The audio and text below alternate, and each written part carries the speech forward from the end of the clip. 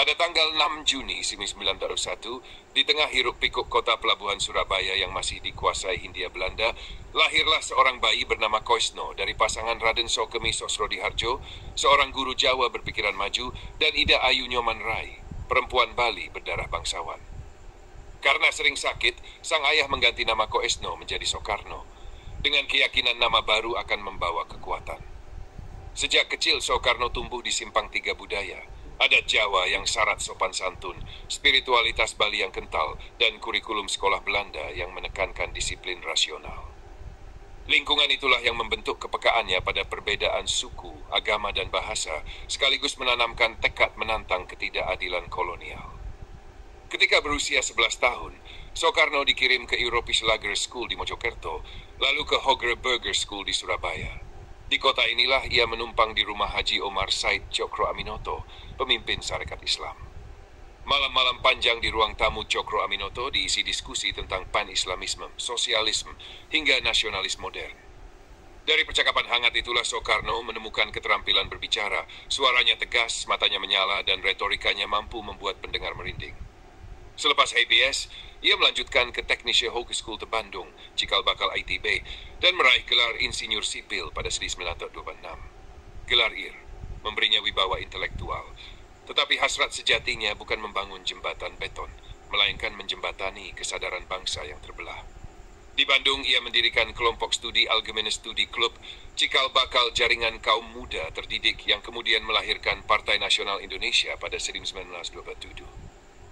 Melalui pidato berjudul Nasionalisme, Islam, dan Marxisme, Soekarno memadukan tiga arus ide besar menjadi satu front melawan kolonialisme. Kolonial Belanda cemas. Pidato-pidato Soekarno menggugah kaum buruh, petani, hingga pelajar. Pada 1929, ia ditangkap dan dipenjara di Bancai, lalu dipindah ke Sukamiskin. Alih-alih menulis pledoi legendaris Indonesia Menggugat yang membongkar ketidakadilan kolonial dengan logika tajam dan emosi menyala, dokumen ini kemudian menyebar diam-diam, menyalakan bara perlawanan nasional. Setelah bebas, Belanda memilih strategi pengasingan. Soekarno dibuang ke Ende, Flores pada 1934. Terlepas dari isolasi, ia mendirikan kelompok Sandiwara Kelimutu. Lewat drama, ia menanamkan gagasan kebangsaan kepada warga lokal. Di sanalah ia merenungi falsafah persatuan Nusantara, memandang Danau Tiga Warna sebagai metafora keragaman. 4 tahun kemudian ia dipindah ke Bengkulu, bertemu Fatmawati, gadis remaja yang kelak menjahit bendera pusaka merah putih. Pengasingan ternyata menjadi semacam laboratorium sunyi, tempat Soekarno merumuskan embrio Pancasila. 5 asas yang ia presentasikan pada sidang BPUPKI 1 Juni 1945, ketuhanan, kemanusiaan, persatuan, kerakyatan, dan keadilan sosial. Rumusan ini lahir dari pergulatan pikirannya tentang cara menjaga negara multietnik agar tidak tercerai-berai usai merdeka. Ketika Jepang menduduki Hindia Belanda pada 1942, Soekarno melihat peluang sekaligus bahaya. Ia memanfaatkan ruang politik sempit yang diberikan militer pendudukan untuk menanamkan ide kemerdekaan ke hati rakyat, sembari tetap waspada agar tidak menjadi boneka sepenuhnya. Lewat siaran radio, rapat raksasa, dan perjalanan keliling Jawa, ia menyulut semangat Asia untuk orang Asia. Tapi di balik itu, ia menanamkan kalimat kunci. Setelah Jepang pergi, Indonesia harus berdiri atas kaki sendiri. Hubungannya dengan Jenderal Jepang memang kontroversial, namun jaringan kader dan barisan pemuda yang dibangunnya kelak terbukti krusial pada detik-detik proklamasi.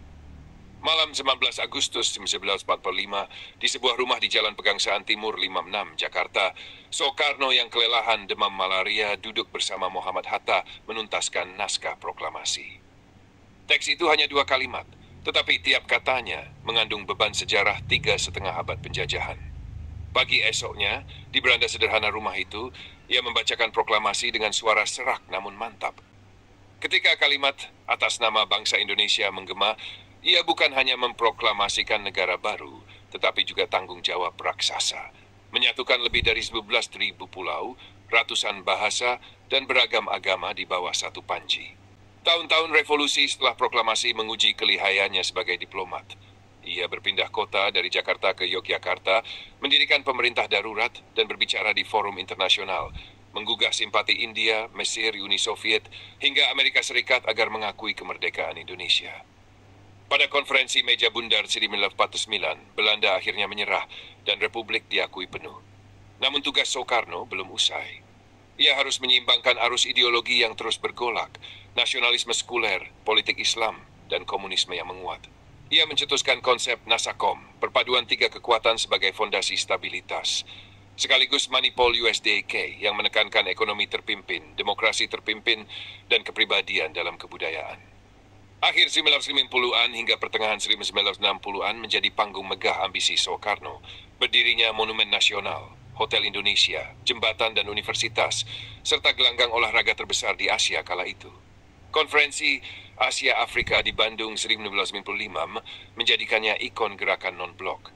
Dengan jas khas putih dan peci hitam, ia bersuara lantang melawan neokolonialisme di hadapan pemimpin Tiongkok, India, Mesir, dan Yugoslavia. Dunia menyaksikan seorang orator yang tidak takut menantang Barat maupun Timur dalam satu tarikan napas. Namun di balik gemerlap proyek mercusuar, ekonomi dalam negeri terseok, inflasi meroket, dan ketegangan politik memuncak.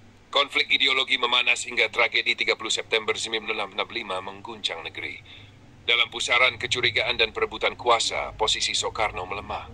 Pada 1962, ia menyerahkan mandat kepada Jenderal Soeharto. 2 tahun kemudian, dalam kesunyian Wisma Yaso dan kondisi kesehatan yang memburuk, ia wafat pada 21 Juni 1970. Pemerintah memakamkannya di Blitar, dekat pusara ibunda Ida Ayu Nyoman Rai, sehingga perjalanan hidupnya melingkar pulang ke akar keluarga. Meski kekuasaannya berakhir, warisan gagasan Soekarno terus berdenyut. Pancasila tetap menjadi dasar negara, gedung-gedung megahnya menjadi saksi mimpi besar, dan pidato-pidatonya masih menggetarkan generasi baru lewat rekaman hitam putih. Di matanya, kemerdekaan bukan garis finish, melainkan pintu menuju perjuangan lebih berat, memakmurkan rakyat, menjaga kedaulatan, dan merayakan kebinekaan. Nilai itulah yang menjadi pelita, bahwa keberanian bermimpi tidak cukup tanpa semangat gotong royong, kecintaan pada budaya sendiri, dan kesediaan berdiri di barisan terdepan melawan ketidakadilan, kapanpun ia muncul. Kini, setiap kali bendera merah putih naik perlahan di tiang pagi Cibebelas Agustus, gema suara Soekarno seolah kembali. Bangunlah satu dunia di mana semua bangsa hidup dalam damai dan persaudaraan. Kita diingatkan bahwa kemerdekaan lahir dari keberanian seorang anak, guru desa, mengubah sakit menjadi semangat, pengasingan menjadi laboratorium ide, dan kata-kata menjadi senjata. Tugas kita bukan menjadikan Soekarno sekadar patung sejarah, melainkan meneruskan nyala api yang ditinggalkannya. Api persatuan, kedaulatan, dan keberanian bermimpi yang selalu relevan bagi Indonesia hari ini dan esok.